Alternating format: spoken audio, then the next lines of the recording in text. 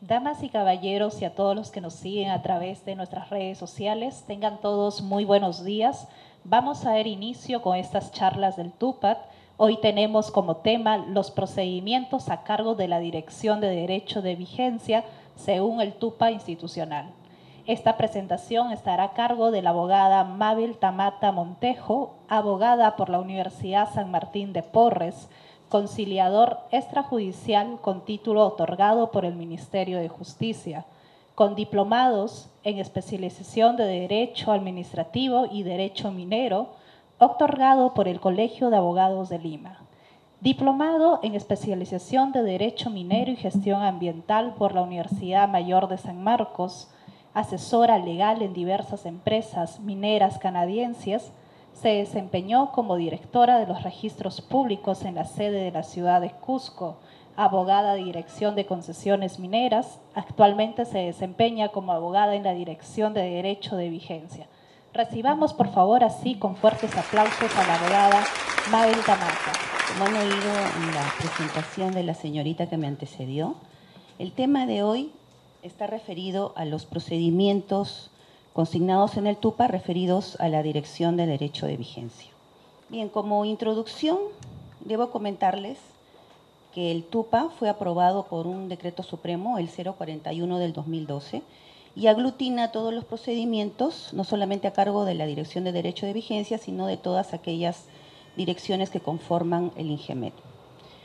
Entonces, empezando con la charla del día de hoy, vamos a tratar sobre los procedimientos a cargo de la dirección en la cual actualmente laboro, la Dirección de Derecho de Vigencia. En principio trataremos sobre las funciones que están a cargo de mi dirección. De acuerdo al artículo 32 del ROF, como pueden ustedes apreciar en esta lámina, la Dirección de Derecho de Vigencia es la encargada de tramitar todo lo referido a la administración del pago del derecho de vigencia y la penalidad.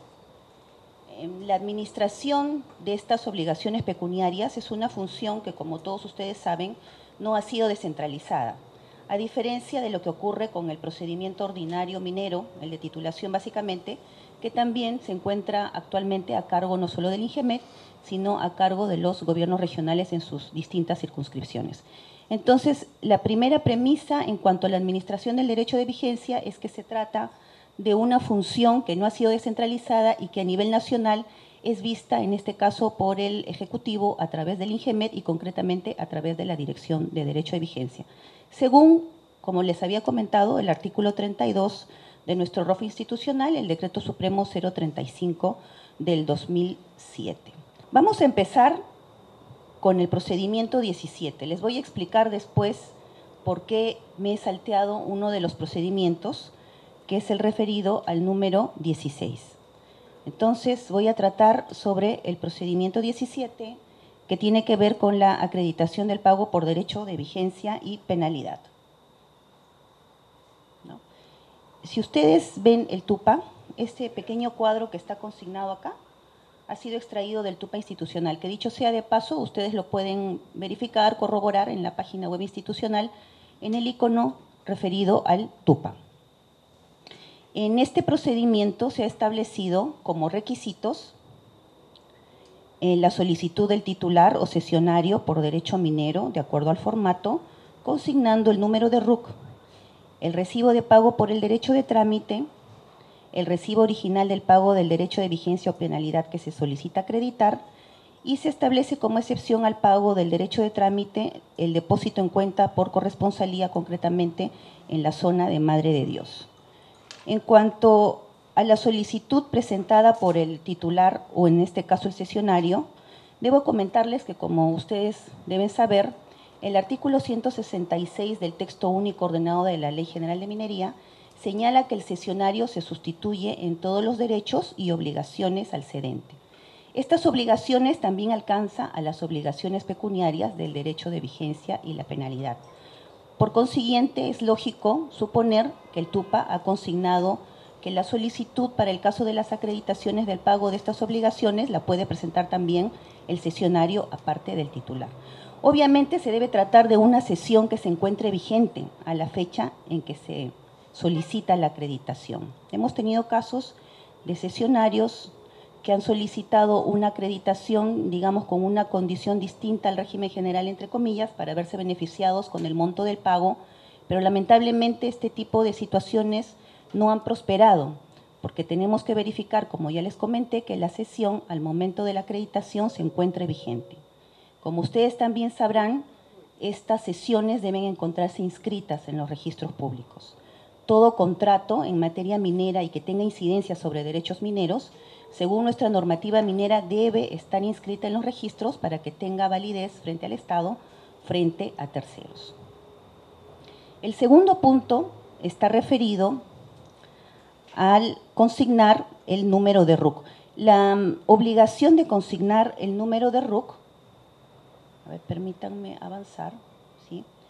Se encuentra en un decreto legislativo, el 943 de la Ley del Registro Único de Contribuyentes, el cual estableció la necesidad de que todas las instancias de la administración pública deben o están obligadas a incluir dentro de sus procedimientos la obligación de que cada titular o cada interesado que acude a estos procedimientos deba señalar su número de RUC. Una resolución de superintendencia que data todavía del año 2006, la 229 SUNAT, estableció cuáles eran esos procedimientos.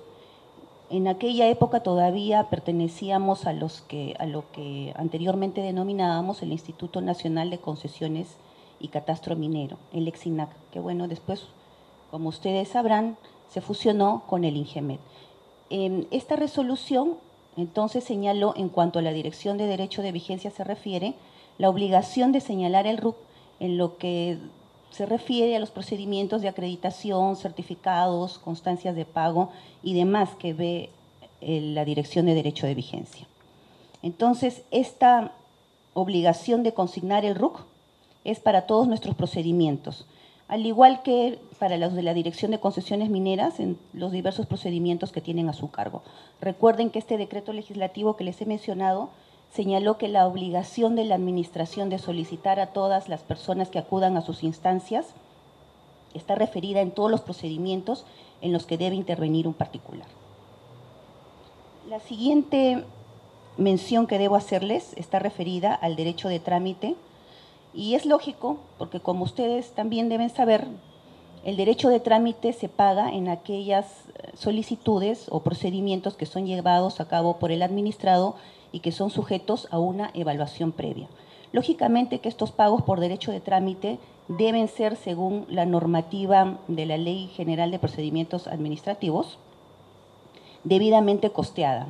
Lógicamente que ninguna entidad de la administración pública puede establecer costos por encima de lo que, entre comillas, genera el trabajo que realiza la administración para poder dar una respuesta válida al usuario, ¿no?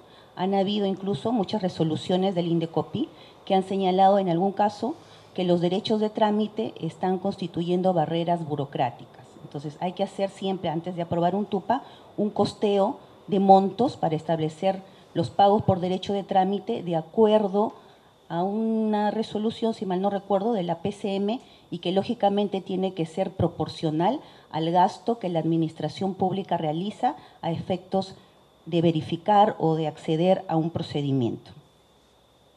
La siguiente atingencia que les quería hacer es que este pago por derecho de trámite, en lo que en general a los procedimientos a cargo no solo de la Dirección de Derecho de Vigencia, sino de la Dirección de Concesiones Mineras, que son nuestros órganos de línea en el INGEMED, deben pagarse o pueden pagarse en la caja trámite del INGEMED, pero además tenemos aperturada una cuenta en el Banco de la Nación, que tenemos acá, la 00 000 28 27 007, recursos directamente recaudados.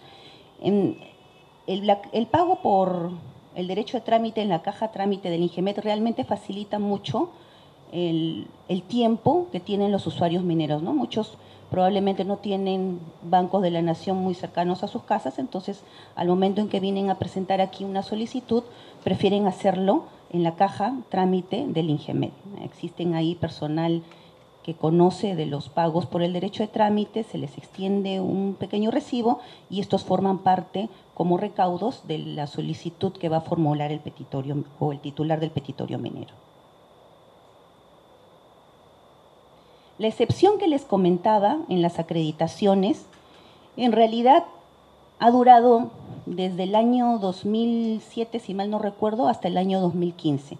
Esta excepción se consignó específicamente para el caso de los derechos mineros que se ubicaban en Madre de Dios. ¿Por qué? Por la razón de que en esas zonas, que es altamente y densamente minera, no existía otro tipo de entidades bancarias salvo el Banco de la Nación. Como ustedes comprenderán, el pago del derecho de vigencia y penalidad se ha autorizado en cuanto a su cobro a una serie de entidades de la banca financiera y comercial.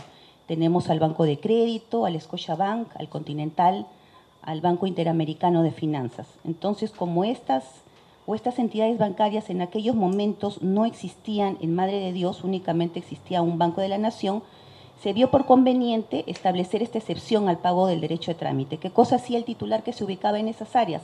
Pagaba el derecho de trámite en el Banco de la Nación y a su vez esta cuenta que tenía abierto en el Banco de la Nación se pasaba a una cuenta del Scotiabank y esa era la información que a nosotros nos llegaba en las solicitudes de los petitorios mineros que tenían que ver con los pagos de acreditación y demás procedimientos a cargo de nuestra dirección. Esta situación, como les comenté, se ha superado, ¿no? A la fecha ya en Madre de Dios, como en todo el territorio de la República, existen una serie de bancas financieras comerciales aparte del Banco de la Nación, de manera que esta excepción ya no es de aplicación. La otra exigencia en el procedimiento 17 de la acreditación de pago por derecho de vigencia y penalidad está referido al recibo original del pago por derecho de vigencia que se solicita acreditar. Muchos nos preguntarán el porqué de la obligación de presentar el recibo original. La acreditación, debo mencionarles, creo que debía haber empezado por eso en un principio, no es otra cosa que presentar un escrito dirigido a la Dirección de Derecho de Vigencia en la que se especifica a la persona que está efectuando el pago la obligación que se pretende efectuar, el año por el cual se va a pagar y, lógicamente, el derecho minero con el cual se pretende cumplir las obligaciones, sea de vigencia o de penalidad.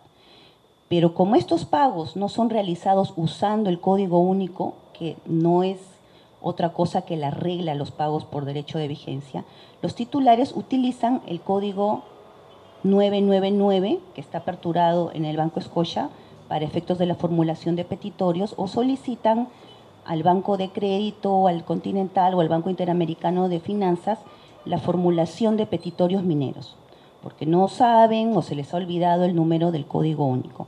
Entonces, en este caso, la acreditación, que es ese acto por el cual el interesado, el administrado, pone en conocimiento de la administración un pago por derecho de vigencia o penalidad en donde no se haya usado el código único del derecho minero, constituye lo que nosotros conocemos como acreditación de pago. Entonces, es lógico que al no conocer la entidad minera, cuando se efectúa un pago bajo estas características del 999 sin usar el código único, es necesario que el titular nos presente la solicitud del caso indicando por qué derecho minero se va a efectuar el pago. Es entonces en esa instancia que nuestros técnicos verifican en el estado de cuenta si efectivamente ese pago por ese monto, por ese día y en esa entidad financiera figura en estos estados de cuenta para inmediatamente relacionar ese monto al derecho minero por el cual el titular ha efectuado el pago y en el cual lógicamente su solicitud ha indicado a qué derecho minero se está consignando. Es por eso la exigencia entonces del recibo original de pago.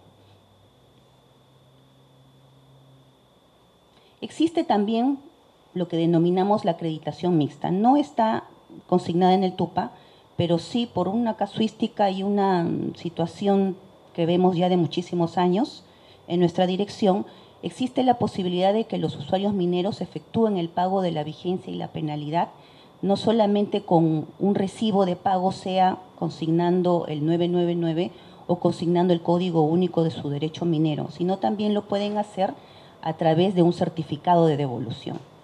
Muchas veces este certificado de evolución, que como todos ustedes saben es un documento de crédito, que más adelante lo voy a explicar, puede no cubrir la totalidad de ese pago por vigencia o por penalidad. Entonces lo que hace el titular es completar ese pago que falta con un recibo de pago que lo ha efectuado o que lo ha realizado en alguna entidad financiera autorizada.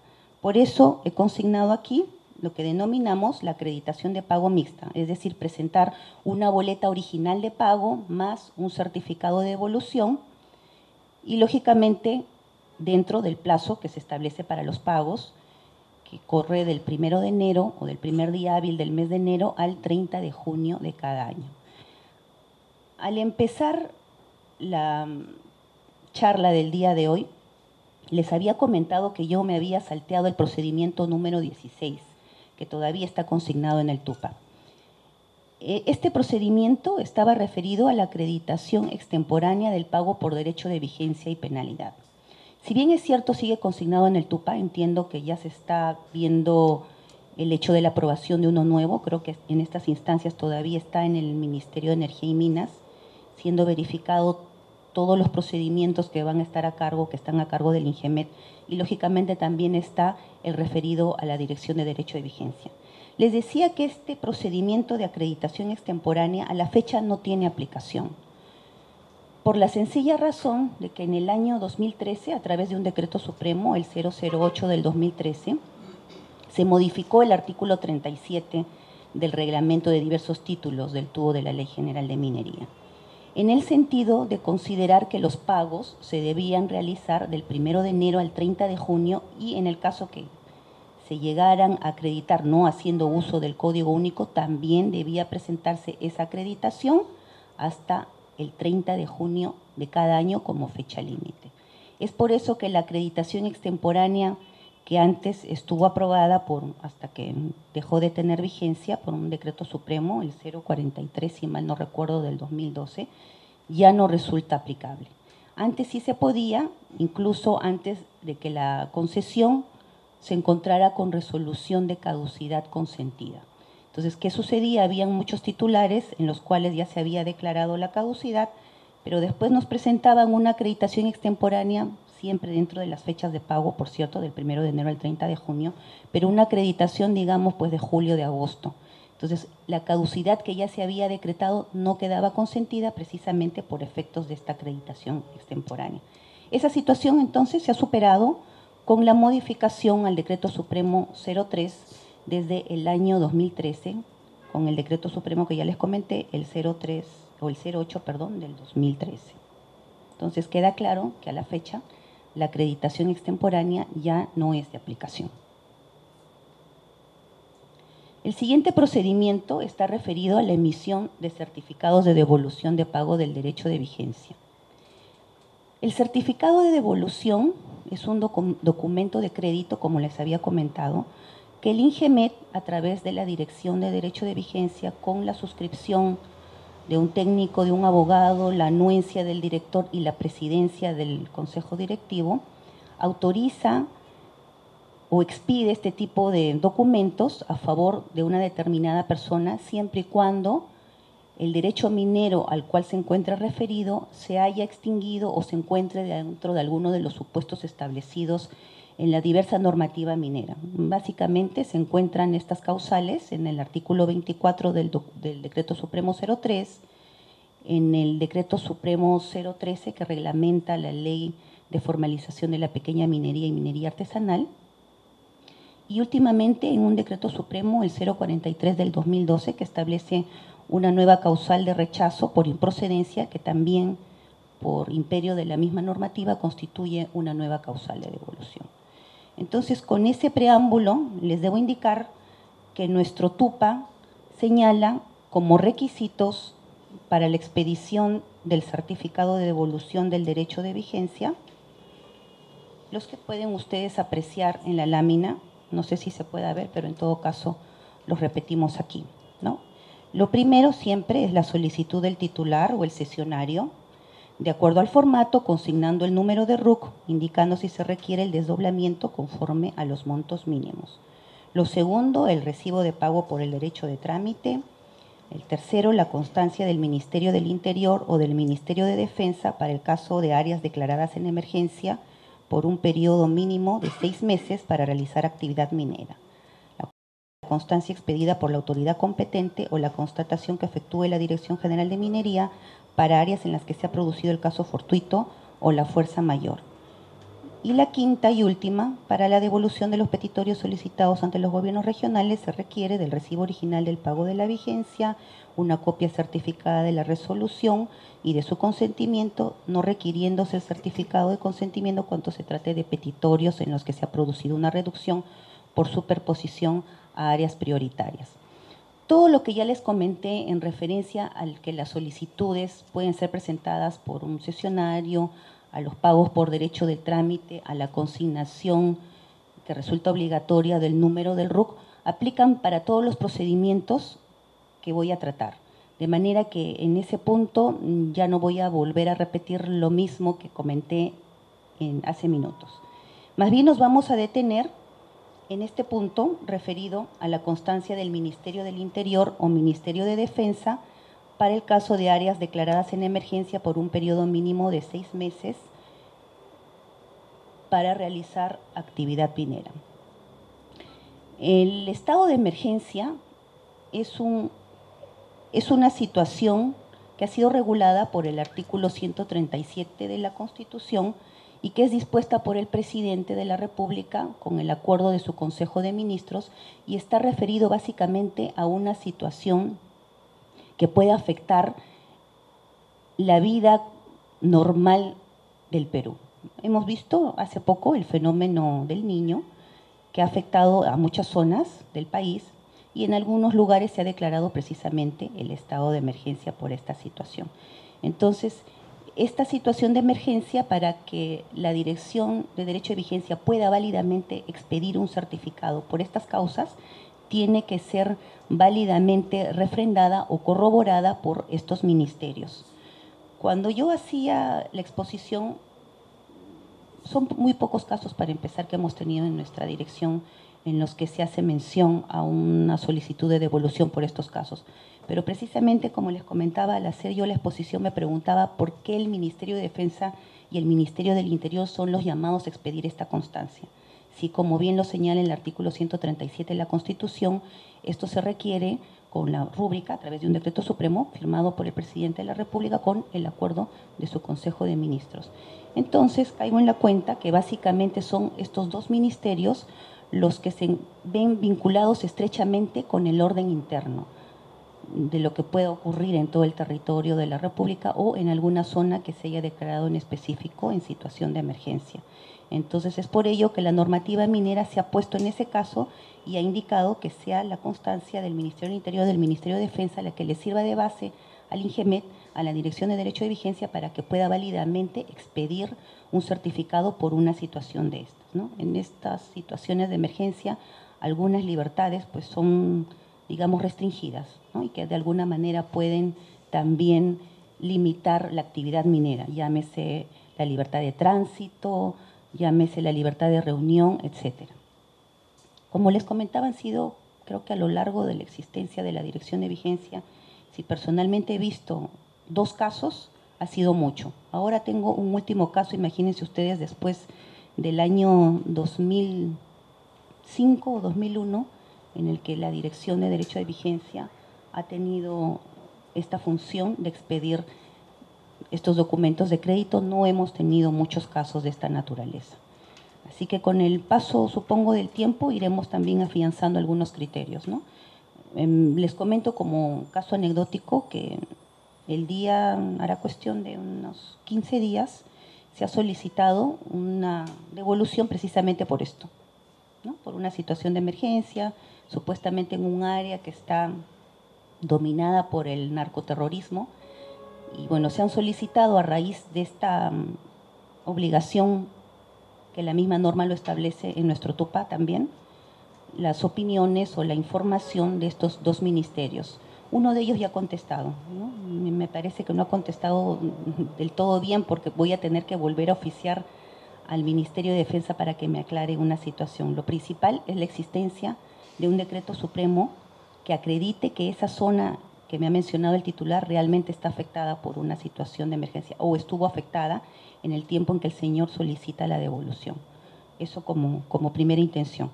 Pero en todo caso es un trámite que todavía está pendiente de ser resuelto por esta otra instancia, que es el Ministerio de Defensa.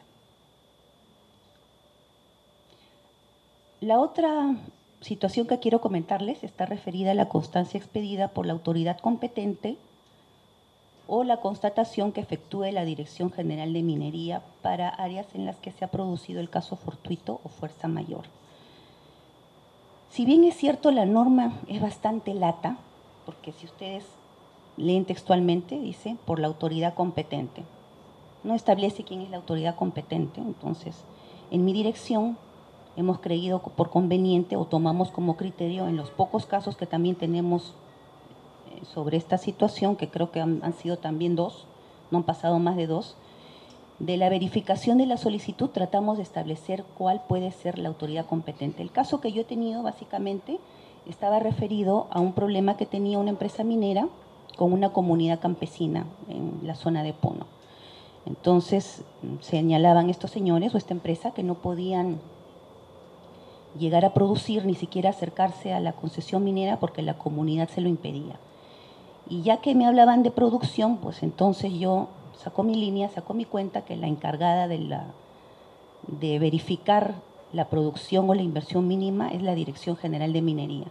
De manera que cualquier información sobre este punto se le ha solicitado a la Dirección General de Minería. La Dirección General de Minería opinó que efectivamente, bueno, eso ya fue después de un batallar judicial, por cierto, pero se llegó a la conclusión de que efectivamente no se podía realizar actividad minera en esa zona.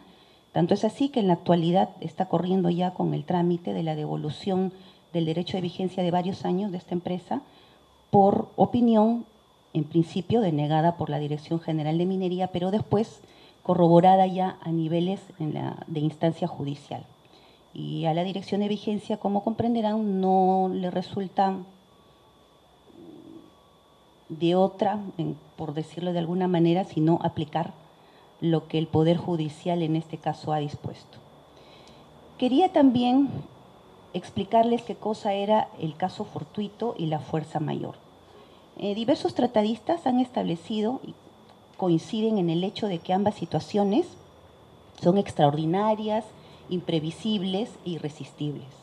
La única diferencia que se le encuentra es que el caso fortuito está referido a hechos que provienen de la naturaleza, ¿no? Llámese un terremoto, un maremoto, el caso último, ¿no?, del fenómeno del Niño. Y la fuerza mayor es atribuible a hechos que provienen de las personas. Comparten estas dos situaciones un hecho común, que el obligado, entre comillas, no puede cumplir las obligaciones por la presencia de estas dos situaciones, o si lo cumple, lo hace de manera tardía o de manera defectuosa. Entonces, para que se dé el caso fortuito, la fuerza mayor, que también han sido poquísimos los casos que hemos visto, que yo recuerde solamente uno, y que a nivel del Consejo de Minería sí obtuvo una resolución favorable, en el sentido de, era un caso, si mal no recuerdo, de un titular que solicitaba la devolución porque su área se encontraba en una zona minada por el conflicto con el Ecuador. La Dirección de Derecho de Vigencia en su momento opinó por la no procedencia, porque no se acreditaba el caso fortuito de la fuerza mayor.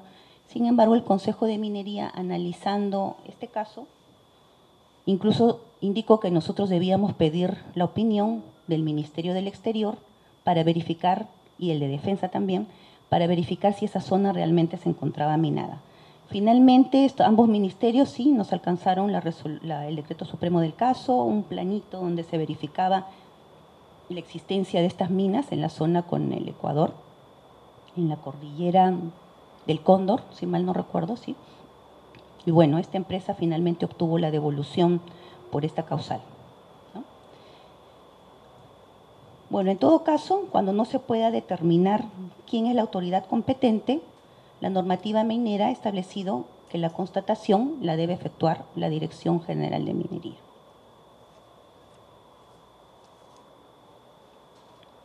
La otra situación que creo conveniente también indicarles en lo que es el procedimiento de expedición de certificados es la que se presenta ante los gobiernos regionales. Como ya les había comentado anteriormente, ante el gobierno regional también se pueden solicitar petitorios mineros. Es una función que se encuentra descentralizada. De manera que si el gobierno regional llega a extinguir un derecho o llega a expedir alguna resolución que resulta siendo causal de devolución, la Dirección de Derecho de Vigencia, como encargada de su trámite, requiere de esta documentación antes de proveer lo conveniente. Y esta está referida al recibo original del pago del derecho de vigencia, la copia certificada de la resolución del caso y su consentimiento, no requiriéndose la copia certificada cuando se trata de resoluciones que tengan que ver con la aprobación de una reducción por superposición a derechos mineros prioritarios. Es lógico que el INGEMET requiera por lo menos la copia certificada de la resolución y de su consentimiento, por la sencilla razón de que se trata de un acto administrativo que no ha emanado del INGEMET. Entonces requerimos, de todas maneras, que el titular nos presente esta resolución debidamente certificada por la persona autorizada en el gobierno regional para nosotros proceder a la devolución. Lógicamente que esta información también es corroborada con la que a su vez ingresa al CIDEMCAT, cada gobierno regional, como integrante del sistema.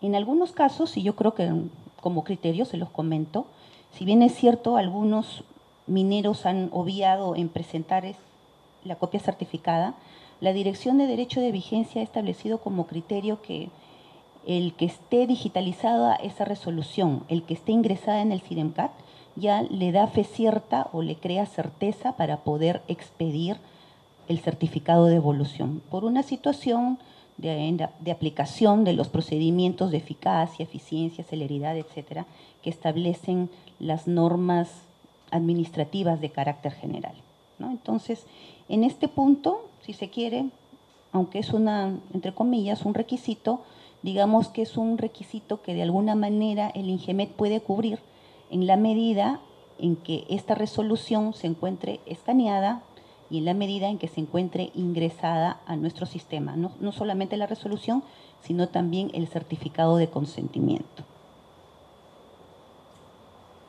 En cuanto al recibo original del pago del derecho de vigencia, les quería comentar que si bien es cierto, es un requisito para solicitar la emisión de un certificado de devolución, la Dirección de Derecho de Vigencia ha creído por conveniente que no sea el mismo titular quien presente este documento, sino que sea la misma autoridad, en este caso mi dirección, quien lo solicite al gobierno regional. Ello para evitar que una vez que el gobierno regional le entrega al titular el recibo, este pueda ser usado en cualquier otro petitorio minero, porque esas situaciones ya las hemos detectado, lamentablemente. Entonces, hemos creído por conveniente el solicitar estos recibos directamente a la autoridad regional para de esta manera evitar el uso de este recibo en otro petitorio, ¿no? Ya en alguna ocasión se había dado esta situación y es preferible tomar este tipo de medidas y no dejar de lado el hecho que un recibo original solamente puede ser devuelto cuando se dan estos tipos de supuestos a través de un certificado de devolución y no puede ser usado cuando ya entre comillas ha sido usado en el trámite de otro para la formulación de otro derecho minero o el de un tercero. Para efectos de la expedición del certificado de devolución, es menester que todos ustedes tengan presentes y los usuarios en general que existen montos mínimos para devolver. En el caso del régimen general, el monto mínimo de devolución es de $200. Para el pequeño productor minero es de 100 y para el minero artesanal es $50. Entonces, si existen montos a devolver menores a los que ya les he indicado, la Dirección de Derecho de Vigencia no puede proceder a su devolución. Entonces, eso es algo que los mineros también deben tener presente. Para hacer un resumen de todo lo que les he comentado en cuanto al certificado de devolución, les quiero comentar un poco la casuística que se ha presentado en nuestra dirección. Hemos tenido pagos que se han realizado sin hacer uso del código único, pero hacen mención a un DNI, a un número de teléfono, a un número de RUC. Estas situaciones no son aceptadas por la dirección. porque lógicamente son dos situaciones excluyentes, o bien indicas el Código Único del Derecho Minero o bien realizas al código que ya les había comentado, al 999 en el Scotiabank o al de formulación de petitorios. Entonces, este tipo de casos al final no prosperan, resultan siendo declarados inadmisibles. Entonces, todo titular minero tiene que tener presente que cuando solicita una acreditación, en principio, debe pagar como regla general con el Código Único. Si no lo hace, y lo hace con el 99 o con 9 y con estas otras modalidades de las otras entidades financieras, debe presentar su solicitud siempre del 1 de enero al 30 de junio, fuera de esta fecha. Ese pago, por más que se haya efectuado al 30 de junio y se acredite después, lamentablemente va a ser declarado inadmisible. Entonces requerimos estas situaciones, aparte también tener presente que las boletas, como son expedidas en los bancos, en algunas con el papel térmico, pueden llegar a deteriorarse. Entonces, lo aconsejable es que se presente inmediatamente que se ha efectuado el pago.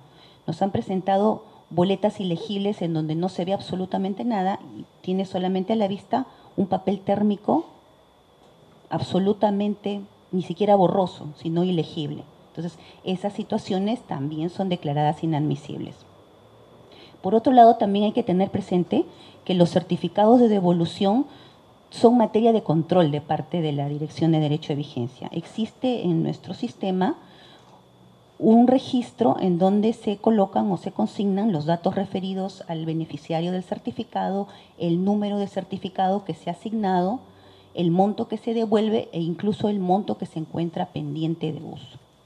Entonces, en ese aspecto, la Dirección de Derecho de Vigencia sí lleva un registro que no solamente por una situación de manejo, sino también porque la misma norma lo establece, ¿no? En el diverso articulado que existe en el Decreto Supremo 03 del año 94. También quería comentarles algo que se me estaba un poco escapando, que los certificados de devolución no solamente se pueden otorgar en un único certificado, sino respetando también los montos mínimos que ya les había comentado, pueden ser materia de desdoblamiento. Lógicamente que esta situación va a generar un costo adicional de pago por derecho de trámite. Entonces, el titular minero que quiera acreditar su pago con un certificado de devolución tiene que tener presente todas estos pequeños, digamos, tips, por así decirlo, para que su acreditación prospere y el derecho minero no vaya a ser declarado caduco por alguna situación de no haber consignado alguna de estos requisitos. Bueno, a ver. El siguiente procedimiento es el referido a la emisión del certificado de devolución del pago de la penalidad. El tema que ya les he comentado y que es común a todos los procedimientos, incluyendo el de certificado de devolución, es la presentación del recibo original, el pago por el derecho de trámite, lo puede presentar el titular, lo puede presentar el cesionario. En lo único que, digamos, se diferencia de la emisión de devolución por derecho de vigencia es en esta parte, la resolución directoral de exclusión de la Dirección General de Minería, de ser el caso.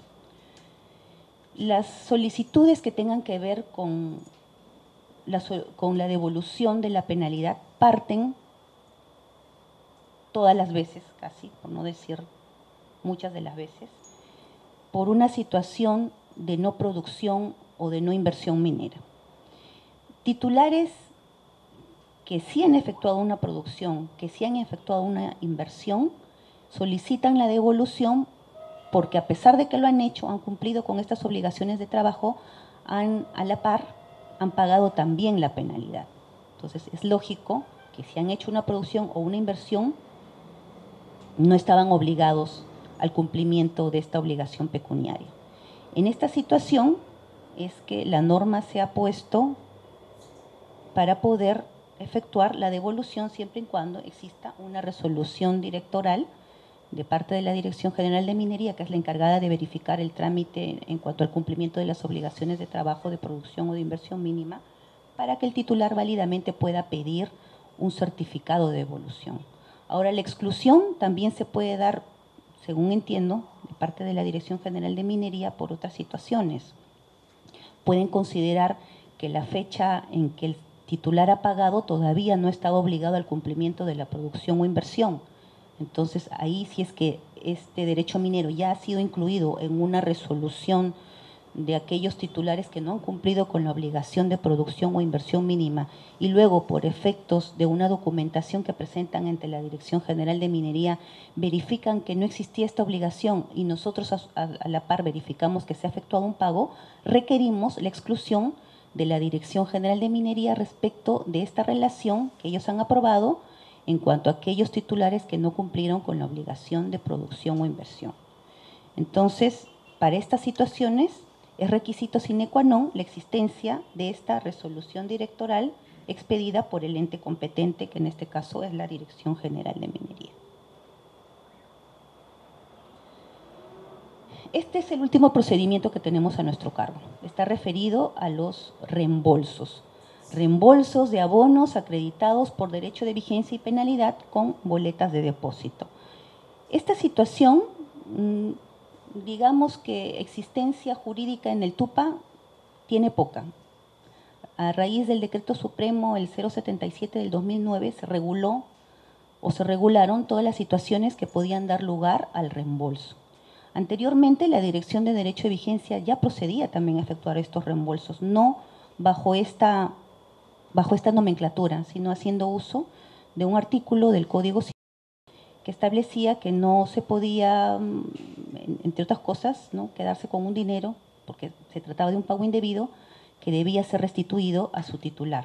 Pero en todo caso, a raíz de sugerencias del Consejo Directivo, se prefirió la expedición de un decreto supremo que específicamente estableciera esta situación de reembolso y cuáles eran las causales de devolver o para devolver.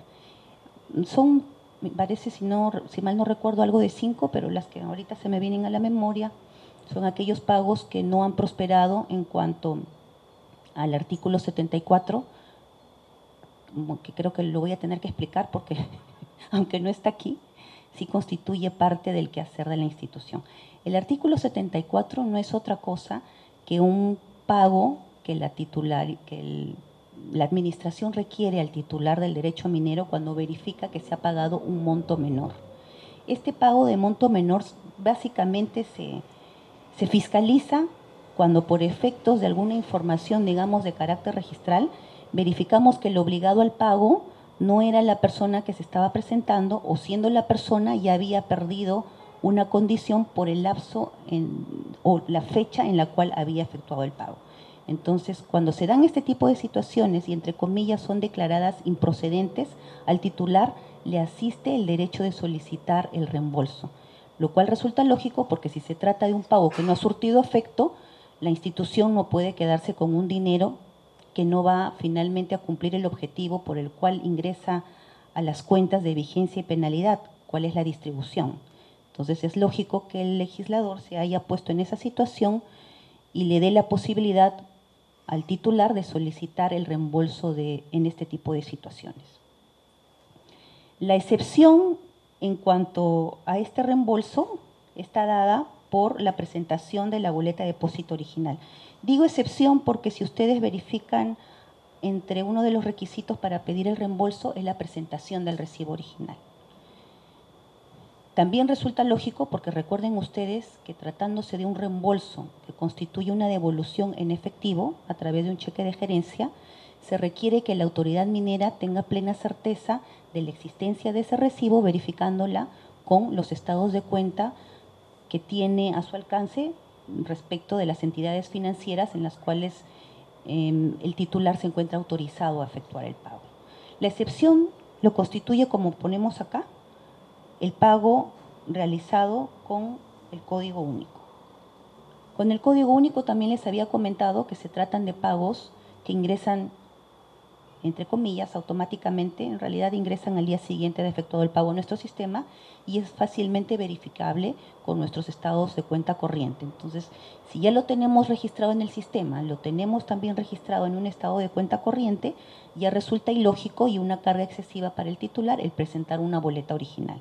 Entonces, en estos casos, solamente se hace la excepción a este tipo de presentación en este requisito de la boleta original y se procede con el reembolso, lógicamente verificados todos los supuestos para poder efectuar esta devolución en efectivo. Lo interesante de este tipo de procedimientos es que no solamente interviene la Dirección de Derecho de Vigencia, sino también la oficina de administración a través de su unidad financiera. La dirección de vigencia verifica la procedencia del reembolso, la concurrencia de todos estos requisitos y procede a expedir una resolución declarando procedente el reembolso, la cual, una vez que es suscrita por el abogado informante, por el técnico que siempre elabora un informe técnico del caso indicando si ese reembolso ha sido o ese monto de dinero ha sido o no ha sido devuelto anteriormente, es suscrita finalmente esta resolución por el presidente del Consejo Directivo. Una vez hecho lo cual, la dirección de vigencia elabora un memorándum, lo dirige a la dirección, a la unidad financiera, y es la unidad financiera, de acuerdo a sus propios plazos, quien se encarga de realizar todo el trámite de devolución, es decir, genera el cheque a través de tesorería, que entiende es un cheque no negociable, para que pueda ser finalmente cobrado por el usuario minero. Estos puntos que estoy colocando en la última diapositiva son los comunes a todos nuestros procedimientos. El primero está referido a que las resoluciones que se expidan por el INGEMET a través de la Dirección de Derecho de Vigencia se deben dar en un plazo máximo de 30 días hábiles. 30 días hábiles cumplidos desde la que se han dado, que se han verificado la concurrencia de todos los requisitos que se establecen en el TUPA. Sin embargo, aquí debo hacer una acotación que estos 30 días pueden extenderse a más en el caso que la dirección considere que para poder efectuar un pronunciamiento adecuado requiere información de otras entidades que le puedan brindar certeza al momento de resolver la solicitud puesta a su conocimiento, ¿no? Podemos, en algunos casos, en los reembolsos, por ejemplo, tratándose de reembolsos judiciales, tenemos que solicitar la información a la Procuraduría o a la Oficina de Asesoría Jurídica en su caso, o en este caso el mismo titular nos puede haber alcanzado alguna documentación que nos haga ver que este proceso, entre comillas, todavía no ha finalizado o que habiendo finalizado se encuentra a puertas de serlo. El reembolso judicial no se encuentra dentro de los procedimientos que les acabo de mencionar. Sin embargo, también es uno de los tantos que realiza la dirección de vigencia. Son pocos porque están básicamente referidos a los reembolsos que se dan respecto de derechos mineros que, habiendo sido cuestionada su validez judicialmente, son resueltos por el órgano jurisdiccional en sentido desfavorable al titular. Entonces, a raíz del artículo 54 del TUO, que establece que el titular que está siguiendo un proceso judicial todavía tiene la obligación de pago en cuanto a la vigencia, en cuanto a la penalidad, una vez que es vencido en juicio, puede solicitar el reembolso de esos montos. Entonces, para que la autoridad minera pueda verificar esta situación, requiere de información que ya les he comentado, que puede provenir de la Procuraduría del Ministerio de Energía y Minas, de nuestra Oficina de Asesoría Jurídica, o algunas veces es proporcionada también por el mismo usuario, pero en este caso, lógicamente, requiere ser corroborada por estos otros entes. Entonces, esto de los 30 días tiene también, entre comillas, sus excepciones, ¿no? Cuando se requiere información de otro tipo de entidades ajenas al INGEMET. El otro punto en común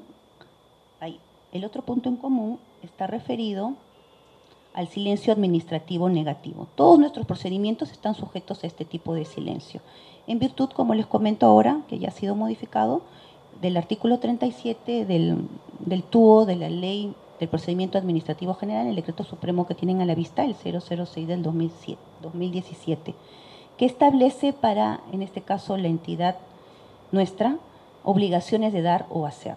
Entonces, yo, por ejemplo, si me demoro más de los 30 días en la emisión de un reembolso porque requiero de la información de la Procuraduría o de la misma Oficina de Asesoría Jurídica del INGEMET, no me puede alegar el titular la aplicación de un silencio administrativo negativo, porque todos nuestros procedimientos son procedimientos de evaluación previa, es decir, que requieren que la autoridad administrativa minera realice una serie de diligencias, de comprobaciones que verifiquen que la solicitud del titular finalmente pueda o no ser declarada procedente. El otro punto en común está referido a que todos los pronunciamientos de nuestra dirección ya que no tenemos jurisdicción administrativa minera. Si ustedes recuerdan, en el TUO las únicas entidades que la tienen son la Dirección de Concesiones Mineras, la Dirección General de Minería. Últimamente, a raíz de un decreto supremo, también se ha incluido a la Dirección de Formalización Minera y el Consejo de Minería. Entonces, como no tenemos este tipo de competencia, entre comillas, para poder resolver directamente una solicitud de parte del titular, como lo tiene la Dirección de Concesiones Mineras, todos los informes de nuestra dirección pasan por el visto bueno de la presidencia del Consejo Directivo. Son suscritas por el abogado, por el técnico en su caso, elevadas por el director de la dirección y finalmente suscritas por la presidencia del Consejo Directivo. Y como punto final, los actos administrativos que se emiten tratándose de autos o resoluciones son materia de revisión ante el Consejo de Minería. Lógicamente, para accionar este tipo de medio de defensa se requiere hacerlo dentro de un plazo que la misma normativa ha establecido en 15 días. La instancia superior al INGEMET lo constituye el Consejo de Minería.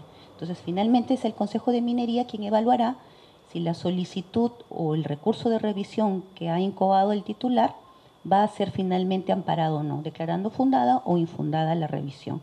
Entonces, todos estos procedimientos que ya les he explicado en todos estos procedimientos deben concurrir todos estos factores que les son comunes. Bien, creo que con esto he hecho un repaso bastante, no sé si detallado o pormenorizado del quehacer de nuestra dirección. Les agradezco su presencia y cualquier pregunta que tuvieran a bien hacerme las voy a absolver con el mayor de los gustos. Gracias. Doctora, en el caso de que los titulares hayan pagado el derecho a la ¿no? en este recibo térmico, ¿no? Y no lo presentaran en el tiempo adecuado, se les reembolsa luego a los titulares este pago porque no es admitido, ¿o qué otra salida le dan? Como había comentado, existen dos formas para pagar el derecho de vigencia de la penalidad. Haciendo uso del Código Único o haciendo uso del Código 999 en el Scotiabank o en las otras entidades financieras autorizadas, pero requieren, lógicamente, que se presente una solicitud dentro del plazo que ya había comentado, del 1 de enero al 30 de junio. Si usted tiene un recibo en donde no ha consignado el Código Único, sino el Código 999, lo ha pagado el 30 de junio, pero lamentablemente por X motivo no lo ha presentado hasta esa fecha, digamos lo presenta el primer día útil del mes de junio, ese recibo lamentablemente o ese pago no va a ser tomado en cuenta y va a ser declarado inadmisible. Entonces, sí es materia de reembolso en el caso que se declare la inadmisibilidad. Incluso en este caso, la norma, el artículo 37, que fue modificado por este último decreto supremo del año 2013, establece la posibilidad de un reembolso de manera oficial, o sea, sin necesidad de petición de parte. Son pocas cosas que hemos tenido haciendo reembolsos sin la solicitud previa del titular. Pero en el caso que lo soliciten, igual, ni siquiera en este caso, creo yo, les estaría afectando el pago por el derecho de trámite y sí son materia de reembolsos precisamente porque no han cumplido con la finalidad última, cuál es el de surtir efecto de pago. Gracias. Bueno, buenos días. Buenos días. En el caso, por ejemplo, de un derecho minero que adjunta un certificado de evolución para pago, para acreditar un pago de penalidad o vigencia, ¿está esto comprendido en el pago del TUPA? No. Los pagos que se realizan con certificado de devolución no requieren de ningún pago de derecho de trámite, porque se entiende que el certificado es un documento de crédito que ha sido expedido por la misma autoridad. Entonces sería digamos, achacarle al titular minero un pago por derecho de trámite por un trámite que anteriormente ya realizó, que es la devolución a través del certificado. Resultaría muy gravoso volver a aplicarle un pago por derecho de trámite cuando en la instancia previa ya ha efectuado uno por la emisión del certificado de devolución. Entonces, este tipo de pagos que se realizan únicamente con certificado de devolución no son pasibles del derecho de trámite, a diferencia de aquel pago que se hace con el código 999, que sí tiene un costo de derecho de trámite, que si mal no recuerdo a estas alturas está en 47 soles. Ahora, este TUPA data del año 2012. Les había comentado al inicio que ya a portas está la emisión, la aprobación, ahorita lo tiene el expedientillo del caso, el Ministerio de Energía y Minas, entiendo en la Oficina de Asesoría Jurídica, y se van a incluir una serie de modificaciones. Y precisamente una de ellas es la que usted comenta, que la excepción también está referida al pago por derecho de trámite, también está referida cuando se trata de acreditar presentando un certificado de devolución. Entre otras cosas, ¿no?, que se van a modificar. Pero ahorita estamos tratando el tema del TUPA que se encuentra vigente. Agradecemos nuevamente a la abogada Mabel Tamata por la presentación del día de hoy. Con fuertes aplausos, por favor. Gracias. Gracias a todos. Que tengan muy buenos días. Gobierno del Perú, trabajando para todos los peruanos.